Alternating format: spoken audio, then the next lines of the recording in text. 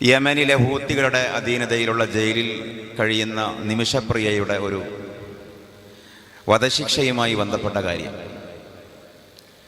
കേരളത്തിലെ വലിയൊരു സെക്യുലർ മീഡിയയായ 24-ൻ്റെ പ്രതിനിധി പോലും അവർ ജയിലിൽ പോയി ഏകദേശം 2 ആഴ്ച മുമ്പ് സന്ദർശിക്കുകയുണ്ടായി. കേരളത്തിലെ വലിയൊരു മതപണ്ഡിതൻ ആ വിഷയത്തിൽ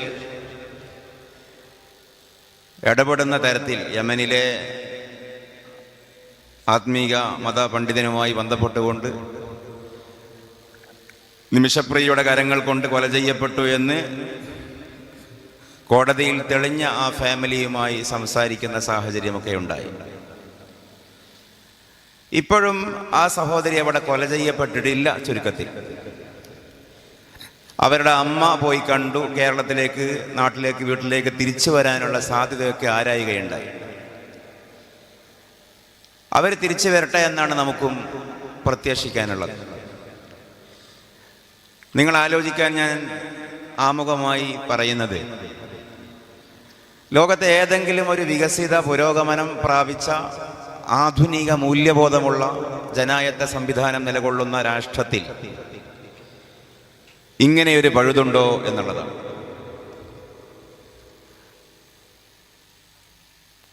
രാഷ്ട്രപതി വധശിക്ഷയ്ക്ക് വിധിച്ച പ്രതിയുടെ കാര്യത്തിൽ നമ്മുടെ മാതൃരാജ്യത്തിൽ പോലും വളരെ നല്ലൊരു വ്യവസ്ഥയുണ്ട്. പക്ഷെ ആ വ്യവസ്ഥ എന്താണ്? ഈ കൊല ചെയ്യപ്പെട്ട വ്യക്തിയുടെ കുടുംബവുമായും രക്തബന്ധുക്കളുമായും ബന്ധപ്പെട്ട് നേരിട്ട് ഘാതകരുടെ, കൊല ചെയ്ത കക്ഷിയുടെ ഫാമിലിക്കോ സുഹൃത്തുക്കൾക്കോ നാട്ടുകാർക്കോ ഇടപെടാൻ ഒരു പഴുതുമില്ല. രാഷ്ട്രപതിക്ക് രാഷ്ട്രീയ സാഹചര്യമൊക്കെ മുൻനിർത്തിക്കൊണ്ട് ചിലതൊക്കെ സ്വീകരിക്കാം, സ്വീകരിക്കാതിരിക്കാം. രാഷ്ട്രീയം മാത്രമാവണമെന്നില്ല, സ്വാധീനം വ്യക്തിപരമായിട്ടുള്ള വിഷയങ്ങളുമാവാം. പക്ഷെ ഫാമിലികൾക്ക് അവിടെ ഒരു റോളില്ല. പക്ഷെ ഇവിടെ അങ്ങനെയല്ല സംഭവിക്കുന്നത്. നിമിഷപ്രിയയുടെ ഫാമിലിക്ക് ഈ തലാലിൻ്റെ ഫാമിലിയുമായി സംസാരിക്കാൻ സാധിക്കുന്നു. നിമിഷപ്രിയയുടെ നാട്ടുകാർക്ക് തലാലിൻ്റെ നാട്ടിലുള്ള ഹുക്കൂമത്തുമായി, ഭരണകൂടവുമായി ഡിപ്ലോമാറ്റിക്കലി ചർച്ച ചെയ്യാൻ അവസരമുണ്ടാകുന്നു. ഇന്ത്യക്ക് വാസ്തവത്തിൽ യമനിൽ ഹൂത്തികൾ ഭരിക്കുന്ന പ്രദേശത്ത് പ്രത്യേകിച്ചും ഒരു ഡിപ്ലോമാറ്റിക് എംബസിയോ ഓഫീസോ അങ്ങനെ ഒരു സംവിധാനമേ ഇല്ല. ഇനി വേറൊരു ഭാഷയിൽ കൂടി ചിന്തിച്ചു നോക്കൂ. ലോകത്തിന്റെ കണ്ണിൽ ഈ ഹൂത്തികൾ എത്ര വലിയ പോക്കിരികളാണ്, ഗുണ്ടകളാണ്. ആധുനിക മൂല്യങ്ങളോട് ഒത്തുപോകാത്ത കടൽ കൊള്ളക്കാരായ, അപരിഷ്കൃതരായ, അരയിൽ പിച്ചാത്തി കത്തി തിരികെ നടക്കുന്ന, ശാസ്ത്ര സാങ്കേതിക മേഖലയിൽ ഒരുപാട് പിറകിലെന്ന് നമുക്കും ഒരുപക്ഷെ മനസ്സിലാക്കുവാൻ കഴിയുന്ന ഹൂത്തികൾ. വിശ്വാസശാസ്ത്രപരമായി ഹൂത്തികളോട് നമുക്ക് വിയോജിപ്പുണ്ട്. അവർ സയ്യിദി ഷിയാക്കളാണ്. സിറിയയിലും ഇറാനിലും യമനിലുമൊക്കെയുള്ള ഷിയ വിഭാഗമാണ്. പക്ഷേ ലോകത്തിൻ്റെ കണ്ണിൽ അമാനവികരായ, ക്രൂരരായ, കൊള്ളക്കാരായ, അപരിഷ്കൃതരായ ഹൂത്തികൾ മുന്നോട്ട് വെക്കുന്ന മാനവികതയുടെ അടുത്തെത്താൻ ആധുനിക ജനാധിപത്യ സംവിധാനത്തിൽ ചൈന മുതൽ ചാട് വരെ, അമേരിക്ക മുതൽ മറ്റൊരു രാജ്യത്തിനും സാധ്യമല്ല, സാധിക്കുന്നില്ല. അല്ലെന്ന് നിങ്ങൾക്ക് അഭിപ്രായമുണ്ടോ? എന്തുകൊണ്ടാണ് ഹൂത്തികൾ ഭരിക്കുന്ന ഒരു പൊളിറ്റിക്കൽ എക്കോസിസ്റ്റത്തിൽ അതിനൊരു പഴുതുണ്ടായത്? ഒറ്റ കാരണം, ഇസ്ലാമിന്റെ അകത്ത് വന്നാൽ നമുക്ക് അവരോട് ശാഖാപരമായ വിയോജിപ്പുണ്ടെങ്കിലും അവരും മുഹമ്മദുർ റസൂലുള്ളാഹി സ്വല്ലല്ലാഹു അലൈഹി വസല്ലമയുടെ ഫോളോവേഴ്സാണ്. വിശുദ്ധ ഖുർആനിന്റെ വക്താക്കളാണ്. വിശുദ്ധ ഖുർആൻ പറയുന്നു, യാ അയ്യുഹല്ലദീന ആമനൂ കുതിബ അലൈക്കുമുൽ ഖിസാസ് അൽ ഹുർറു ബിൽ ഹുർ വൽ അബ്ദു ബിൽ അബ്ദ് വൽ ഉൻസാ ബിൽ ഉൻസാ. ഇസ്ലാമിന്റെ ഏറ്റവും ഒരുപക്ഷെ ആക്ഷേപിക്കപ്പെടുന്ന ഒരു ഭാഗമാണ് പ്രതിക്രിയാ നിയമം. കൊന്നവനെ കൊല്ലാം എന്ന് പറയുന്ന നിയമം. അടിമക്ക് പകരം അടിമയെ, ഉടമക്ക് പകരം ഉടമയെ, സ്ത്രീക്ക് പകരം സ്ത്രീയെ. വേണമെങ്കിൽ നിയമപരമായി കേസ് തെളിഞ്ഞാൽ ഇസ്ലാമിന്റെ കോടതി വിധിക്കുന്ന പക്ഷം കൊല ചെയ്യും. അതിന് പഴുതുണ്ട്. ഫമൻ ഉഫിയ ലഹു മിൻ അഖീഹി ശൈഉൻ ഫത്തിബാഉൻ ബിൽ മഅറൂഫ് വഅദാഉൻ ഇലൈഹി ബിഇഹ്സാൻ. ഫമൻ അഅ്തദാ ബഅദ ദാലിക അദാബുൻ അലീം ഫലഹു അദാബുൻ അലീം. പക്ഷെ ഇതൊക്കെ വിശദീകരിച്ചുകൊണ്ട് ഖുർആൻ പറയുകയാണ്, ഇനി അങ്ങനെയല്ല, ഒരു വ്യക്തിക്ക് വധശിക്ഷ വിധിക്കപ്പെട്ട ഒരു വ്യക്തിക്ക് മാപ്പ് നൽകപ്പെടുകയാണെങ്കിൽ, ഇളവ് നൽകപ്പെടുകയാണെങ്കിൽ അതിനെ പ്രോത്സാഹിപ്പിച്ചുകൊണ്ടാണ് ഖുർആൻ പറയുന്നത്. അതിനിടയിൽ ഒരു വാചകം കൂടിയുണ്ട്. ذَلِكَ تَخْفِيفٌ مِّن رَّبِّكُمْ وَرَحْمَةٌ ذَلِكَ تَخْفِيفٌ مِّن رَّبِّكُمْ وَرَحْمَةٌ. അങ്ങനെ ഒരു ഇളവ് നൽകപ്പെടുകയാണെങ്കിൽ അത് നിങ്ങളുടെ രക്ഷിതാവിങ്കൽ നിന്നുള്ള കരുണയും ദയയുമാണ്, മനുഷ്യപ്പറ്റാണ്. ഒരാളെ കൊന്നാൽ തിരികെ കൊല്ലാൻ ഇസ്ലാമിൽ വകുപ്പുണ്ടെന്ന് പറയുന്ന ആ നിയമവശം വിശദീകരിച്ചിട്ട് ആ ഭാഗം ഖുർആൻ അവസാനിപ്പിക്കുന്നത് എങ്ങനെയാണ്? വലക്കും ഫിൽ ഖിസാസി ഹയാതു യാ ഉലിൽ അൽബാബ് ലഅല്ലക്കും തത്തഖൂൻ.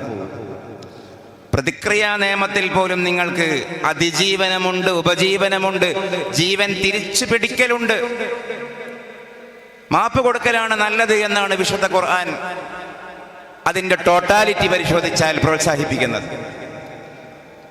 കാരണം ആത്യന്തികമായ നീതി അല്ലാഹുവിങ്കലാണ്. ഭൗതിക ലോകത്ത് നീതി ഒരിക്കലും സാധ്യമല്ല. 100 പേരെ കൊന്ന കക്ഷിയെയും ഒരു വട്ടമേ കൊല്ലാൻ കഴിയൂ. ഇവിടെയുള്ള ഈ പ്രതിക്രിയാ നിയമം സാമൂഹികമായ ക്രമസമാധാന പാലനത്തിന്റെ ഒരു സിസ്റ്റമാണ്, നീതിയല്ല. നീതിയുടെ ഒരു ഭാഗമാണെന്ന് പറയാം. നീതി പരലോകത്താണ്. ഇവിടെ അത് ഇഹലോകത്തെ നീതി സംസ്ഥാപനം ആരാലും സാധ്യമല്ല. മരിച്ചുപോയവൻ തിരിച്ചു വരില്ല, കൊച്ചിയിൽ പോയവൻ തിരിച്ചു വരും എന്ന് പറയാറുണ്ടല്ലോ. പോയവൻ പോയി, പോയവൾ പോയി, അവർക്കുള്ള പ്രതിഫലം അല്ലാഹു അവിടെ നൽകും. പിന്നെ ഇവിടെ എന്താ വേണ്ടത്? ഇവിടെ കൊല ചെയ്യപ്പെട്ട വ്യക്തിയുടെ രക്തബന്ധുക്കൾക്ക് സംതൃപ്തി ഉണ്ടാകുന്ന ഒരു സാഹചര്യം സൃഷ്ടിക്കപ്പെടലാണ് ഇവിടെയുള്ള നീതി. എന്ത്? കൊല ചെയ്യപ്പെട്ട വ്യക്തിയുടെ ഹൃദയബന്ധുത്വമുള്ള, രക്തബന്ധുത്വമുള്ള, അവരുമായി വൈകാരിക ബന്ധുത്വമുള്ള ആളുകൾക്ക് മനസംതൃപ്തി ഉണ്ടാകുന്ന ഒരു സാഹചര്യം സൃഷ്ടിക്കപ്പെടണം. അത് ചിലപ്പോൾ കൊന്നയാൾക്ക് മാപ്പ് കൊടുക്കൽ വഴിയാവാം, ചിലപ്പോൾ കൊന്നയാൾ തിരിച്ച് കൊല്ലൽ വഴിയുമാകാം. ജനങ്ങളുടെ മനുഷ്യ മനസ്സ് പല രീതിയിലാണ്. ഖുർആൻ പറയുന്നു, അതിൽ നിങ്ങൾ മാപ്പ് നൽകലാണ്. ذَلِكَ تَخْفِيفٌ مِّنَ اللَّهِ ذَلِكَ تَخْفِيفٌ مِّن رَّبِّكُمْ وَرَحْمَةٌ. ഞാൻ ആ ഒരു വിഷയത്തിൽ കറങ്ങി പറയുകയല്ല. 2025 ഒക്ടോബർ മാസത്തിലും സെപ്റ്റംബർ മാസത്തിലും മലയാളികളെ അങ്ങേയറ്റം സന്തോഷിപ്പിച്ച ഒരു സാമൂഹിക വാർത്ത, ഒരുപക്ഷെ ജീവിതത്തിലേക്ക് നിമിഷപ്രിയ തിരിച്ചു വന്നേക്കാം എന്നതാണെങ്കിൽ അതിന്റെ പിറകിൽ ഒരു കാരണമേ ഉള്ളൂ. സ്വതന്ത്ര ചിന്തയല്ല, യുക്തിവാദമല്ല, നാസ്തികതയല്ല, ശാസ്ത്രാവബോധം പോലുമല്ല. അതൊക്കെ ഏറിയും കുറഞ്ഞും ഇതിലൊക്കെ വരുന്നുണ്ട്. അതിനൊറ്റ കാരണമേ ഉള്ളൂ. അതിന് 7-ാം നൂറ്റാണ്ടിൽ അല്ലാഹു അവന്റെ ഹബീബായ റസൂൽ കരീം മുഹമ്മദ് സ്വല്ലല്ലാഹു അലൈഹി വസല്ലമക്ക് അവതരിപ്പിച്ചു കൊടുത്ത ഖുർആൻ. വേറെ എന്താ അതിന്റെ കാരണം? ഇസ്ലാമിന്റെ ഫങ്ഷനാലിറ്റി, ജൈവിക ഗന്ധം, ജീവിതവുമായിട്ടുള്ള അതിന്റെ സേതുബന്ധം ഒരു കാലത്തും നിലക്കുന്നില്ല, ഒരു കാലത്തും ഇല്ലാതാവുന്നില്ല. ഒരു പരാക്ഷേപമോ പരമത ഇകഴ്ത്തലോ നിറശംസയോ ഒന്നും നമ്മുടെ ഒരു ശൈലിയല്ലല്ലോ. പക്ഷേ കാര്യം മനസ്സിലാവാൻ നടുവിലൂടെ ആലോചിച്ച് നോക്കൂ. നിത്യജീവിതത്തെ എന്നല്ല, സമൂഹത്തിൽ ഏറ്റവും ചൂടേറിയ ഒരു ചർച്ചയെ അതിൻ്റെ ഗതി നിർണയിക്കുന്ന തരത്തിൽ ഇന്ന് ലോകത്തെ ഏതെങ്കിലും ഒരു വേദഗ്രന്ഥം സ്പർശിക്കുന്നുണ്ടോ, കൈകാര്യം ചെയ്യുന്നുണ്ടോ? മ്യൂസിയത്തിലെ മതങ്ങളുണ്ട്, ഭാണ്ഡത്തിലെ വേദഗ്രന്ഥങ്ങളുമുണ്ട്, ലൈബ്രറിയിലെ പാഠ്യവിഷയങ്ങളും ആചാര്യതത്വ സംഹിതകളുമുണ്ട്. ഈ AI യുഗത്തിലും റോഡിലെ, നാട്ടിലെ, വീട്ടിലെ ദൈനംദിന ജീവിതത്തെ സ്പർശിക്കുന്ന വേദഗ്രന്ഥം ഏതാണ്? ഖുർആൻ അല്ലാതെ. ആലോചിച്ചോക്കൂ. ഈ അടുത്ത കാലത്ത് ഞാൻ ആ ഭാഗം അവിടെ അവസാനിപ്പിച്ചു. തിരൂരിലൊരു സംവാദമുണ്ടായി. ലിറ്റ്മസിന്റെ അല്ലെങ്കിൽ എസൻസിന്റെ ഏറ്റവും ഒടുവിലുള്ള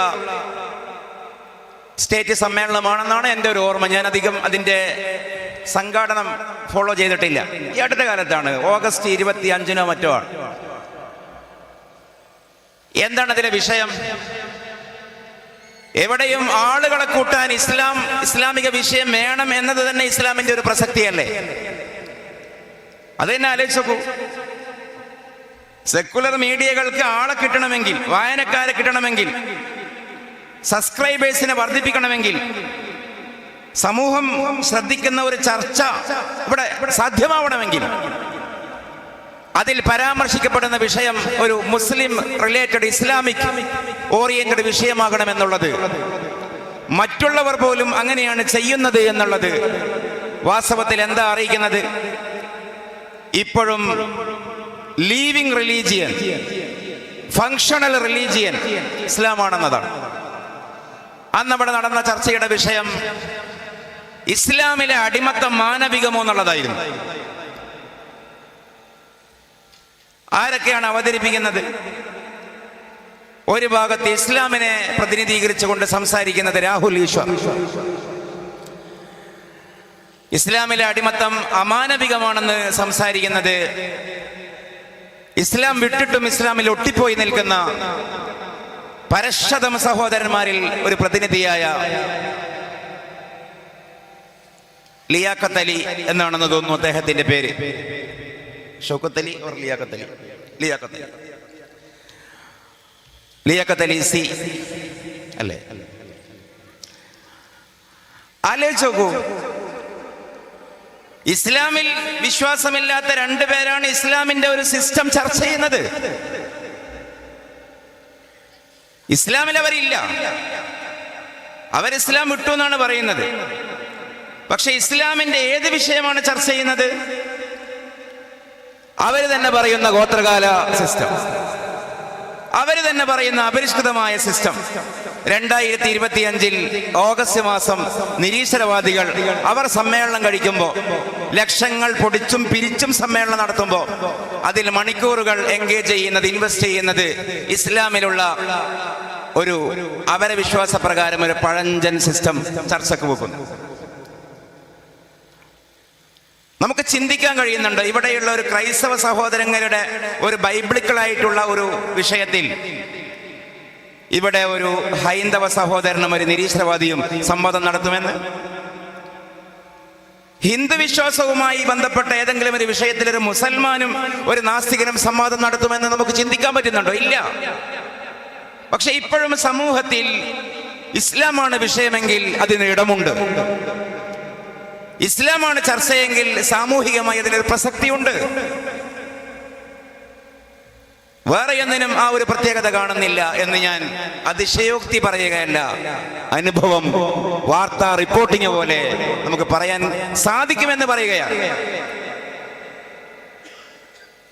അതാണ് നേരത്തെ ആ ആമുഖത്തിൽ സൂചിപ്പിക്കപ്പെട്ട ആ ചോദ്യത്തിന്റെ പ്രാക്ടിക്കലായ മറുപടിയും. ഈ കാലത്തും ഇസ്ലാം മുൻനിർത്തിക്കൊണ്ട് ലോകത്തോട് സംസാരിക്കാൻ പറ്റുമോ എന്ന് നാം ചിന്തിക്കുന്നുവെങ്കിൽ നമ്മൾ അറിയേണ്ടത് ലോകം ഇപ്പോഴും സംസാരിക്കുന്നത് ഇസ്ലാമിനെ കുറിച്ചാണെന്നുള്ളതാണ്. ഇനി അതിന്റെ ഒരു ഫിലോസഫിക്കൽ സൈഡിലേക്ക് വന്നാലോ? എന്താണ് നമ്മളുടെ ഒരു ചോദ്യം? ഈ കാലഘട്ടത്തിലും 6-ാം നൂറ്റാണ്ടിലുള്ള ഒരു ഗ്രന്ഥം വെച്ചുകൊണ്ട് ജീവിക്കാൻ പറ്റുമോ എന്നുള്ളത്. ഈ 6-ാം നൂറ്റാണ്ടിലെ കിതാബ് എന്നുള്ളത് അവരുടെ ഒരു പ്രയോഗമാണ്. വിശുദ്ധ ഖുർആൻ അവതീർണമായത് 7-ാം നൂറ്റാണ്ടിലാണ്. ക്രിസ്തബ്ദം 609 അല്ലെങ്കിൽ 10 ആ കാലഘട്ടത്തിലാണ് അവതീർണമായി തുടങ്ങുന്നത്. എന്നിട്ട് അവർ പറയും, അല്ലെങ്കിൽ അവരുടെ പ്രചരണം കേട്ട് നമ്മളും ഒരുപക്ഷെ ചിന്തിച്ചു പോയിട്ടുണ്ടായേക്കാം, പ്രാചീന മനുഷ്യർ, മധ്യകാല മനുഷ്യർ, ആധുനിക മനുഷ്യർ, AI യുഗത്തിലെ മനുഷ്യർ, ഇങ്ങനെ മനുഷ്യവംശത്തെ കുറെ സെഗ്മെന്റേഷൻ ചെയ്യും, കഷ്ണിക്കും, കത്രിക്കും, ഖണ്ഡിക്കും. എന്നിട്ട് ഒരു തെറ്റായ ഒരു സങ്കല്പം അവർ സ്ഥാപിക്കും. ഈ ഭാഗം നിങ്ങൾ കുറച്ച് ആഴത്തിൽ ഗൗരവത്തിൽ ആലോചിക്കേണ്ടതാണ്. എന്താണ് അവർ ആക്കിക്കൂട്ടി വെക്കുക? നമ്മൾ ഈ കാലഘട്ടത്തിൽ ജീവിക്കുന്ന മനുഷ്യർ കുറച്ച് ഉന്നതന്മാരായ മനുഷ്യന്മാരാണ്. ഇസ്ലാമും ആധുനികതയും അല്ലെങ്കിൽ ഇസ്ലാമും നാസ്തികതയും വേറിട്ട് നിൽക്കുന്ന അടിസ്ഥാനപരമായ സാമൂഹികമായ ഒരു തലം ഇനി പറയുന്നതാണ്. ആധുനികതയും നാസ്തികതയും ഒക്കെ മുന്നോട്ട് വെക്കുന്ന ഒരു കൺസെപ്റ്റ്, ഇന്ന് ജീവിക്കുന്ന നാം ഈ സമൂഹം ആദ്യകാലക്കാരായ സമൂഹത്തെക്കാൾ മേന്മയുള്ളവരാണ്, മികച്ചവരാണ്, വികസിച്ചവരാണ് എന്നുള്ളതാണ്. അവരെ വിശ്വാസപ്രകാരം ബേക്കിലേക്ക് പോകുന്തോറും മനുഷ്യർ പഴകിയവരും പോരാത്തവരും അപൂർണരുമാണ്. അതുകൊണ്ടാണ് അവരെന്ത് പറയുന്നത്, 2000 കൊല്ലം മുമ്പുള്ള വിശ്വാസം 1500 കൊല്ലം മുമ്പുള്ള വിശ്വാസം ഇപ്പൊ മോശമല്ലേ? എന്നാൽ ഇസ്ലാമിന്റെ സങ്കല്പം നേരെ എതിരാണ്. ഖൈറുൽ ഖുറൂനി ഖർനി സുമ്മല്ലദീന യലൂനഹും സുമ്മല്ലദീന യലൂനഹും. നാം അഹ്ലുസുന്ന വൽ ജമാഅത്തിന്റെ മൻഹജ് അക്ഷരാർത്ഥത്തിൽ ഇതാണ്. ഏറ്റവും നല്ല കാലഘട്ടം എൻ്റെ കാലമാണ്, പിന്നീട് അതിനോടടുത്ത കാലഘട്ടമാണ്, അതിൽ പിന്നെ നല്ല കാലം, അതിന്റെ ശേഷകാലമാണ്, അതിൽ പിന്നെ നല്ല കാലം എന്ന് മുഹമ്മദുർ റസൂലുള്ളാഹി സ്വല്ലല്ലാഹു അലൈഹി വസല്ലം. എന്താണ് നമ്മൾ അങ്ങനെ ഒരു കൺസെപ്റ്റിനെ അംഗീകരിക്കുന്നത്? അടിസ്ഥാനപരമായി from the first homo sapien to the last homo sapien, Adam അലൈഹിസ്സലാം മുതൽ അവസാന മനുഷ്യൻ വരെയുള്ള മനുഷ്യരെല്ലാം ആവശ്യങ്ങളുടെ കാര്യത്തിലും മനോഭാവത്തിന്റെ കാര്യത്തിലും മാനുഷികമായ വിചാര സംബന്ധിയായ സകല വിഷയങ്ങളിലും ഒരുപോലെയാണ്. മനുഷ്യന്മാര് വേറെ വേറെയാകുന്നില്ല ഒരു കാലത്ത്. 12,000 അല്ലെങ്കിൽ 10,000 അല്ലെങ്കിൽ 8,000 കൊല്ലം മുമ്പ് എന്താണോ മനുഷ്യന്മാർ, ആ മനുഷ്യന്മാരുടെ അതേ മനോഭാവവും ആലോചനയും വിചാരങ്ങളും തന്നെയാണ് ഇന്നും. എന്തേ പിന്നെ മാറുന്നുള്ളൂ? ഉപകരണങ്ങളും ഉപായങ്ങളും മാത്രമേ മാറുന്നുള്ളൂ. ആ കാലഘട്ടക്കാരെ ചിരിപ്പിച്ച സകലതും ഇന്ന് നമ്മളെയും ചിരിപ്പിക്കും. നമ്മളെ ഇന്ന് കരയിപ്പിക്കുന്ന സകല സീനുകളും അവരെയും കരയിപ്പിച്ചിരിക്കും. അവർ കണ്ടിരുന്നുവെങ്കിൽ, അനുഭവിച്ചിരുന്നുവെങ്കിൽ. ഇസ്ലാമിന്റെ അല്ലെങ്കിൽ സെമിറ്റിക് മതസങ്കല്പ പ്രകാരം ലോകത്ത് ആദ്യത്തെ കൊലപാതകം പെണ്ണിന് വേണ്ടിയായിരുന്നു. കാമം മൂലം കനകം മൂലം പാരിൽ കലഹം സുലഭം എന്നാണ് ഉറൂബ് കുട്ടിക്കൃഷ്ണപിള്ള നമ്മുടെ കാലഘട്ടത്തിൽ നോവൽ എഴുതിയത്. അന്നും കാമവും കനകവും യുദ്ധവും മദ്യവും മദിരാക്ഷിയും ഒക്കെയായിരുന്ന പ്രമേയം ഇന്നും മാറുന്നൊന്നുമില്ല.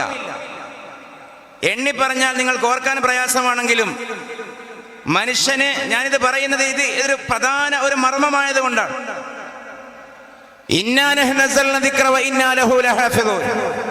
എന്നും ഈ ഖുർആൻ മതി, ഇത് സംരക്ഷിക്കുമെന്ന് ഖുർആൻ പറയാൻ കാരണം ഇത് മതിയായത് കൊണ്ടാണ്.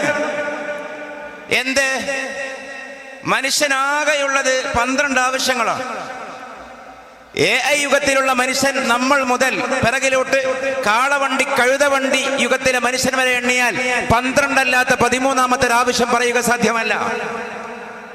എന്താണ് 12 ആവശ്യം? മാറ്റിവെക്കാൻ പറ്റായ്മയുടെ തീവ്രതയനുസരിച്ചുകൊണ്ട് മനുഷ്യന്റെ the prime fundamental need of homo sapien is getting a sound sleep. വൃത്തിക്കൊരു ഉറക്കം കിട്ടുക എന്നുള്ളതാണ് മനുഷ്യന്റെ 1ാമത്തെ ആവശ്യം. ഉറക്കം കിട്ടുക. 2ാമത്തെ ആവശ്യം മൂത്രമൊഴിക്കുക. 3ാമത്തെ ആവശ്യം വെള്ളം കുടിക്കുക. 4 വിസർജിക്കുക. 5 ഭക്ഷണം കഴിക്കുക. വെള്ളം കുടിക്കലല്ലേ പ്രധാനം, അല്ലെങ്കിൽ അങ്ങനെ ഇങ്ങനെ നമുക്ക് തോന്നും. പക്ഷേ ഉറക്കം വന്നാൽ മാറ്റിവെക്കാൻ പറ്റുമോ ഇല്ലേ എന്നുള്ള ചർച്ച പോലും പ്രസക്തമല്ല. ഉറങ്ങിപ്പോകും. ദാഹിച്ചാൽ ചിലപ്പോ ഇമ്മ്യൂണിറ്റി പവർ പോലെ 2 ആഴ്ച അതിലേറെയോ വെള്ളം കുടിക്കാതെ നിൽക്കാം. മൂത്രമൊഴിക്കാൻ മുട്ടിയാൽ ഒരു പരിധിയുണ്ട്. അതിനകം ഒഴിച്ചിരിക്കണം, അല്ലെങ്കിൽ ഒഴിച്ചു പോകും. 2 മൂത്രമൊഴിക്കൽ, 3 വെള്ളം കുടിക്കൽ. ഭക്ഷണം കഴിക്കാതെ കുറെ കാലം പിടിച്ചു നിൽക്കാം. അതുകൊണ്ടാണ് 4ാമത്തേതായത് വിസർജിക്കൽ. വിശന്നാൽ നീട്ടിവെക്കാം, പക്ഷേ വിസർജന ടെൻഡൻസി ഉണ്ടായാൽ സാധ്യമല്ല. 4 വിസർജനമാണ്, 5 ഭക്ഷണം കഴിക്കലാണ്. ഞാൻ അത് എണ്ണി പറഞ്ഞ് നേരം കളയുകയല്ല. 6 പ്രായമായവർക്കും കുട്ടികൾക്കും, മേജർ ആൻഡ് മൈനർ. ചൂടിൽ നിന്നും തണുപ്പിൽ നിന്നും അഭയം നേടാൻ വസ്ത്രം ധരിക്കലാണ്. അതേസമയം മിഡിൽ ക്ലാസ് ആണെങ്കിൽ, മിഡിൽ ക്ലാസ് മീൻസ് ഏജ്, മധ്യകാലഘട്ടമാണെങ്കിൽ ലൈംഗികതയാണ്. അപ്പൊ 6, 7 അങ്ങനെ പോയി. 8ാമത്തേത് പാർപ്പിടമാണ്. അത് വീടാകാം, കൂടാകാം, കൊട്ടാരമാകാം, റെയിൽവേ പുറമ്പോക്കാവാം, ഒരു മരത്തിന്റെ പൊത്താകാം, പാറയുടെ മാളമാകാം, എന്തുമാകാം. തല ജയിക്കാൻ ഒരിടം, അതാണ് മനുഷ്യന്റെ 8ാമത്തെ പ്രാഥമിക ആവശ്യം. ഇതൊക്കെ ഒത്താലാണ് മനുഷ്യൻ 9ാമത്തതിലേക്ക് തിരിയുക. വിനോദം, എന്റർടൈൻമെന്റ്. മനുഷ്യന്റെ വിനോദം 4 ഇനമാണ്. കല, കായികം, സംഗീതം, ലഹരി. 8ഉം 4ഉം 12. കല, കായികം, സംഗീതം, ലഹരി. വ്യവസ്ഥാപിത കലയാകാം, അവ്യവസ്ഥാപിതമായ നാച്ചുറൽ കലയാകാം. ഒരാളെ പത്തായത്തിലിട്ട് പൂട്ടിയാൽ 2 മിനിറ്റ് കൊണ്ട് മാന്താൻ തുടങ്ങും, ടപ്പേ ടപ്പേ അടിക്കാൻ തുടങ്ങും. അത് ഉള്ളിലുള്ള ഇന്നേറ്റീവ് ആയിട്ടുള്ള ആർട്ട് സെൻസാണ്. കായികം വ്യവസ്ഥാപിതമായ ഗെയിമാകാം, സ്പോർട്സ് ആകാം, എന്തുമാകാം. അവ്യവസ്ഥാപിതമായതാകാം. ഒരാളെ കൊല്ലാനുള്ള ടെൻഡൻസി പോലും ബേസിക്കലി കായികമാണ്. ഞാൻ വിശദീകരിക്കുകയല്ല. സംഗീതം ആസ്വാദന മുകുളങ്ങളെ ഉത്തേജിപ്പിക്കുന്ന ശബ്ദവിന്യാസം, അതാണ് സംഗീതം. മറ്റൊന്ന് ലഹരി. ലഹരി എന്ന് പറഞ്ഞാൽ നാർക്കോട്ടിക് ആവാം, സിന്തറ്റിക് ആവാം. ഓരോരുത്തർക്കും ഓരോ ലഹരിയാണ്. സ്വാഭാവികമായ മനുഷ്യന്റെ മാനസികാവസ്ഥയെ തടസ്സം ചെയ്യുന്ന ദൗർബല്യങ്ങൾക്കാണ് ലഹരി എന്ന് പറയുക. ചില ദൗർബല്യങ്ങൾ പോസിറ്റീവാണ്, ചിലത് നെഗറ്റീവാണ്. ചിലർക്ക് അക്ഷര ലഹരി, ആശയലഹരി, ആത്മീക ലഹരി, അധികാര ലഹരി, പണലഹരി, ആൺ ലഹരി, പെൺ ലഹരി, സിൻഡ്രംസ്, അതാണ് ഈ ലഹരി. ശ്വാസം കഴിക്കുന്ന മനുഷ്യന്റെ 12 ആവശ്യങ്ങൾ ആദം അലൈഹിസ്സലാം മുതൽ അന്ത്യനാൾ വരെ ഒന്നാണ്. ഈ ആവശ്യം മാറുന്നുവെങ്കിലല്ലേ ചരിത്രകാരന്മാർ അന്നത്തേത്, മധ്യകാലഘട്ടത്തിലേത്, പിന്നത്തേത്, ഇന്നത്തേത് എന്ന് പറയേണ്ടതുള്ളൂ. എന്നും മനുഷ്യനൊന്നാണ്. പിന്നെ എന്തേ മാറുന്നത്? പിന്നെ മാറുന്നത് ഉപകരണങ്ങളും ഉപായങ്ങളുമാണ്. കാളവണ്ടിയിൽ പോയവനും, കഴുതവണ്ടിയിൽ പോയവനും, കാൽനടയായി പോയവനും, മക്കൾ ഉണ്ടായപ്പോൾ സ്പേസ് എക്സിൽ ബഹിരാകാശത്തേക്ക് പോകാൻ തുടങ്ങി, ജംബോ ജെറ്റിൽ പറക്കാൻ തുടങ്ങി, ഊളിയിടുന്ന അന്തർവാഹിനികളിൽ കടൽ ആഴങ്ങൾ താണ്ടിത്തള്ളാൻ തുടങ്ങി. ബേസിക്കലി അവന്റെ ലഹരിയായ ആവശ്യമായ സഞ്ചാരം അവിടെയുണ്ട്. അത് മാറുന്നില്ല. ഉപകരണങ്ങളെ മാറിയിട്ടുള്ളൂ. കത്തെഴുതി ആശയങ്ങൾ കൈമാറി പഴയ കാലത്ത്. അതിനു മുമ്പ് പറക്കുന്ന പറവയുടെ കാലിൽ സന്ദേശം കെട്ടിത്തൂക്കി അതിന്റെ റെസിപ്റ്റിലേക്ക് അയച്ചു കൊടുത്തു. ഹംസവും ദമയന്തിയും ഒക്കെ നമ്മൾ ഈ നാട്ടിലുള്ള സാഹിത്യമാണല്ലോ. അറബ് കവിതകളിലേക്ക് പോയാൽ അതിലുമുണ്ട്. പ്രാവിന്റെയും മറ്റ് പക്ഷിയുടെയും കാലിൽ കത്തെഴുതിയിട്ട് പ്രണയ പ്രേയസിയുടെ അരികിലേക്ക് പറഞ്ഞയച്ച കഥകൾ. അന്നൊക്കെ മെസ്സേജുകൾ കൈമാറുക അങ്ങനെയാണ്. പിന്നീട് കത്തുകളായി, ദൂതന്മാരെ നേരിട്ട് വിടലായി.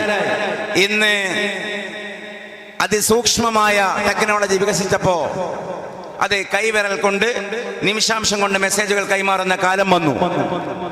ബയോമെട്രിക് ഹ്യൂമൻ ബീയിങ് വരുമെന്ന് വിശ്വസിക്കപ്പെടുന്ന, പ്രവചിക്കപ്പെടുന്ന 2050 നാം വിരലുകൊണ്ട് പോലും പ്രസ് ചെയ്യണ്ട, തലച്ചോറ് കൊണ്ട് കരുതിയാൽ മെസ്സേജ് അവിടെ എത്തും എന്നൊക്കെയാണ് പറയപ്പെടുന്നത്. അല്ലാഹു അലം. അസാധ്യമല്ല. നാം മനസ്സിൽ വിചാരിക്കുന്ന കാര്യം 10,000 കിലോമീറ്റർ അപ്പുറത്തുള്ള മനുഷ്യന് അതേസമയം കിട്ടുമെന്ന് അഹ്ലുസുന്നയിൽ വിശ്വസിക്കുന്ന ആൾക്ക് മനസ്സിലാക്കൽ പ്രയാസമല്ല. ശാസ്ത്രം എത്ര മുന്നോട്ട് പോയാലും അതിൽ സത്യസന്ധമായി അവർ മുന്നോട്ട് വെക്കുന്ന കാര്യങ്ങളെ ഏറ്റവും പെട്ടെന്ന് മനസ്സിലാക്കുവാൻ കഴിയുക അഹ്ലുസുന്ന വൽ ജമാഅത്തിൽ വിശ്വസിക്കുന്ന ഒരു വ്യക്തിക്കായിരിക്കും. അപ്പൊ ഞാൻ ചുരുക്കുകയാണ്. ടെക്നോളജി മാറുന്നുണ്ട്, ഉപകരണം മാറുന്നുണ്ട്, ഉപായം മാറുന്നുണ്ട്, മനുഷ്യൻ മാറുന്നില്ല. ഈ ടെക്നോളജിയുടെ കാലം എന്നൊക്കെ നമ്മൾ വീമ്പ് പറയല്ലോ. ഈ പറയുന്ന സകല ടെക്നോളജിയും ഇല്ലാതാകാൻ, ഈ ലോകം റിവേഴ്സ് ഗിയറിൽ സഞ്ചരിക്കാൻ 1/2 മിനിറ്റിന്റെ സമയം ആവശ്യമുണ്ടോ?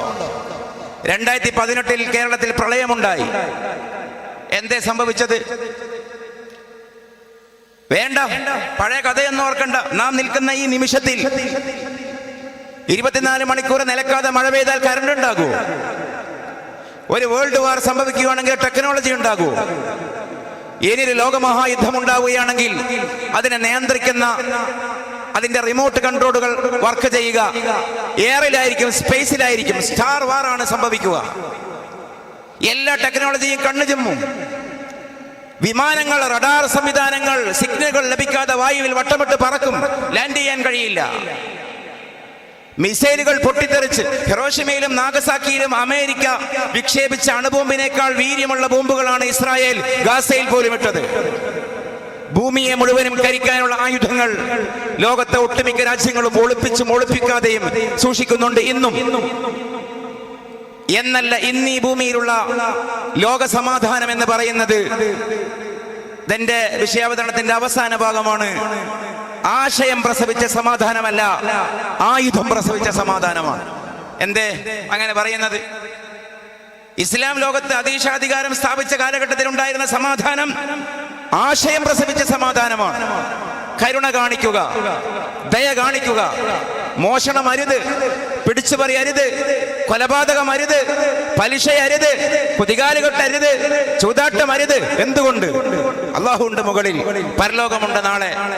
പക്ഷെ ഇന്നത്തെ സമാധാനമോ? ലോക വരും രാജ്യങ്ങൾക്ക് പരസ്പരം പേടി. മലയാളത്തിൽ പറഞ്ഞാൽ അമേരിക്കക്ക് പേടി, ചൈന അണുബോംബിട്ടേക്കുമോ, കൊറിയ അണുബോംബിട്ടേക്കുമോ? കൊറിയക്കും ചൈനക്കും പേടി, ബ്രിട്ടനും അമേരിക്കയും അത് പ്രയോഗിച്ചേക്കുമോ? വലതുപക്ഷ രാജ്യങ്ങൾക്ക് ഇടതുപക്ഷ രാജ്യങ്ങളെ പേടി, ഇടതുപക്ഷ രാജ്യങ്ങൾക്ക് വലതുപക്ഷ രാജ്യങ്ങളെ പേടി. ഞാൻ പക്ഷം പറയുകയല്ല, ഇതാണ് ഫാക്ട്. പരസ്പരം ആയുധങ്ങൾക്ക് വേണ്ടി, ആയുധ നിർമ്മിതിക്ക് വേണ്ടി റവന്യൂ വരുമാനത്തിന്റെ 2.25 എന്തുകൊണ്ട് പ്രയോഗിക്കുന്നു എന്ന് ചോദിച്ചാൽ, ഉപയോഗിക്കുന്നു എന്ന് ചോദിച്ചാൽ, ആയുധമുണ്ടാക്കിയാലേ സമാധാനമുണ്ടാകൂ എന്ന ആശയപരമായ ദാരിദ്ര്യത്തിലേക്ക് 21ാം നൂറ്റാണ്ട് ഇകഴ്ന്നു വന്നു, അതപ്പതിച്ചു വന്നു. അവിടെയാണ് സൂഫി നഗരങ്ങൾ ലോക ചരിത്രത്തിലുണ്ട്. ഒരു പോലീസും പട്ടാളവും ഇല്ലാതെ 10,000ങ്ങളും ലക്ഷങ്ങളും താമസിച്ചു പോയ നഗരങ്ങളെ സ്വച്ഛന്ദ സുന്ദരമായി മുന്നോട്ട് കൊണ്ടുപോയ ആശയം ഇസ്ലാമിലെ സൂഫി സംസ്കാരമാണ്. തെരീം ഉദാഹരിക്കപ്പെടാറുണ്ട്, ഫസ് ഉദാഹരിക്കപ്പെടാറുണ്ട്, എന്തിനേറെ തമിഴ്നാട്ടിലെ കായൽ പട്ടണം പോലും ഉദാഹരിക്കപ്പെടാറുണ്ട്. ബഗ്ദാദ് ഒരു കാലഘട്ടത്തിൽ ഉദാഹരിക്കപ്പെട്ടു. ഈ സൂഫി കൾച്ചർ നാളെ തിരിച്ചു വരും. ആ കാലഘട്ടത്തിൽ ഏദൻ മുതൽ ഈല വരെ ഒരു പെണ്ണിന് മഹ്റം പോലുമില്ലാതെ നിർഭയായി സഞ്ചരിക്കാൻ കഴിയുമെന്ന് മുഹമ്മദുർ റസൂലുള്ളാഹി സ്വല്ലല്ലാഹു അലൈഹി വസല്ലം അതിന്റെ മനോഹാരിതയെ കാൽപ്പനികമായി അവതരിപ്പിച്ചുകൊണ്ട് പറഞ്ഞു, ചെന്നായയും ആട്ടിൻകുട്ടിയും ഒറ്റ ഭക്ഷണം ഒന്നിച്ചു കഴിക്കുന്ന കാലം വരുമെന്ന് മുഹമ്മദുർ റസൂലുള്ളാഹി സ്വല്ലല്ലാഹു അലൈഹി വസല്ലം. സാമൂഹികമായ നിർഭയത്വം. ഇപ്പൊ ഞാൻ ചുരുക്കുന്നു, ഇതൊരു പഴയ തത്വശാസ്ത്രമല്ല, ഇത് ഇനിയും വികസിക്കാനുള്ള തത്വശാസ്ത്രമാണ്. ഇന്ന് റെലവന്റ് ആണ് എന്നല്ല നമ്മൾ പറയുന്നത്. ഈ ഭൂമിക്ക്, മനുഷ്യ സാമൂഹിക സംവിധാനങ്ങൾക്ക് 12,000 കൊല്ലങ്ങൾ ഭാവിയുണ്ടെങ്കിലും അനുനിമിഷ വികസ്വരമായ തെളിച്ചവും വെളിച്ചവുമാണ് ഈ പരിശുദ്ധമായ ഇസ്ലാമിനുള്ളത്. യുരീദൂന അൻ യുത്ഫിഉ നൂറല്ലാഹ്, പക്ഷേ എന്നും അപവാദകർ ഉണ്ടാകും, ഊതിക്കെടുത്താൻ ശ്രമിക്കും, കിംവദന്തികൾ പ്രചരിപ്പിക്കും. പക്ഷേ അന്നും പ്രചരിപ്പിച്ചു, ഇന്നും പ്രചരിപ്പിക്കുന്നു, ഇത് മറയില്ല. വലാകിൻ യഅബല്ലാഹു ഇല്ലാ അൻ യുതിമ്മ നൂറ. അല്ലാഹു കൊളുത്തിയ ഈ ദീപാങ്കുര പ്രകാശം അതിന്റെ പൂർണ്ണതയിലേക്ക് അല്ലാഹു തന്നെ എത്തിക്കും. മിഥ്യാപവാദത്താൽ മറഞ്ഞു വള്ളത്തോൾ, ഒരു കവിതയും. ഞാൻ ഇത് വെറുതെ ഒരഴകിന് പാടുന്നതല്ല. ഇന്ന് ഇസ്ലാമിനെ കേരളത്തിന്റെ സോഷ്യൽ മീഡിയ പരിസരങ്ങളിൽ പ്രവാചകനെ വിമർശിക്കുന്ന, നബിയെ ഒരു പ്രവാചക ജീവചരിത്രം പറയുന്ന പുസ്തകം പോലും വായിക്കാതെ, ഇസ്ലാമിനെ ആധികാരികമായി വിശദീകരിക്കുന്ന ഇസ്ലാമിന്റെ ഒരു തത്വശാസ്ത്ര കിതാബ് പോലും എന്ന് ഞാൻ പറയുന്നില്ല, ഒരു സെക്കുലർ കോണ്ടെക്സ്റ്റിൽ എഴുതപ്പെട്ട ഒരു പുസ്തകം പോലും വായിക്കാതെ മില്യൺ കണക്കിന് മനുഷ്യരെ നിയന്ത്രിച്ചു കൊണ്ടിരിക്കുന്ന ഒരു തത്വസംഹിതക്കെതിരെ നിഴലിനെതിരെ നിർവഹിക്കുന്ന പോലെ കാടടച്ച് വെടിവെക്കുന്ന സോഷ്യൽ മീഡിയയിലെ എല്ലാ ഉള്ളിത്തോലുകൾക്കും വള്ളത്തോളന്നേ മറുപടി പറഞ്ഞു എന്ന് പറയാനാണ്. മിഥ്യാപവാദം കൊണ്ട് തകരില്ലെന്ന്, മിഥ്യാപവാദത്താൽ മറഞ്ഞു സത്യമവിദ്യതൻ വിബോധം, വിജ്ഞാനഗർഭം തിരുമൗലി തൊട്ടു സന്മാർഗ സഞ്ചാരി പദം വരയ്ക്കും, പാംസുൽക്കരം പറ്റിയ പുണ്യമാനെ പാർത്തങ്ങു തമ്മാടികൾ കൂകിയാർത്തു. അയ്യയ്യ മൺകൊണ്ട അഭിശപ്തനായല്ലോ മതസാർവഭൗമൻ. അടുത്ത വരി എന്താ വള്ളത്തോട് പറയുന്നത്? മുഴക്കിയിടുവീൻ ഹേ ജയശബ്ദമെങ്ങും വാഴട്ടെ ഇസ്ലാം തിരുമേനി നീണാൾ. ഇസ്ലാമിന്റെ ഈ മഹാ തിരുമേനി എന്നും എവിടെയും വീഴാതെ വാഴട്ടെ. അതിൻ്റെ അറബിയല്ലേ സ്വല്ലല്ലാഹു അലൈഹി വസല്ലം. അതാണ് മലയാളത്തിൻ്റെ ബുദ്ധിജീവികളുടെ ഗതകാല ചരിത്രം എന്ന് മാത്രം ആമുഖമായി സൂചിപ്പിച്ച സജീർ ബുഖാരി ഉസ്താദും പറയും. നിങ്ങൾ ചോദിക്കുന്ന ചോദ്യങ്ങൾക്ക് ഇങ്ങനെ മറുപടി പറയും എന്നുള്ള അവകാശവാദമല്ല. നമുക്ക് ചർച്ച ചെയ്യാം. തീർപ്പ് കൽപ്പിക്കാൻ ആധികാരികമായി അറിയുന്ന വാക്കവി ഉസ്താദിനെ പോലെയുള്ള മറ്റു ഉസ്താദുമാരെ പോലെയുള്ള പണ്ഡിതന്മാരുണ്ട്. അള്ളാഹു ഖൈറായ നിലയിൽ തുടരുവാൻ, നമുക്ക് ഈമാൻ വർദ്ധിക്കുന്ന തരത്തിൽ ഇത് ഫലപ്രാപ്തിയിലെത്തുവാൻ സഹായിക്കട്ടെ. അസ്സലാമു അലൈക്കും.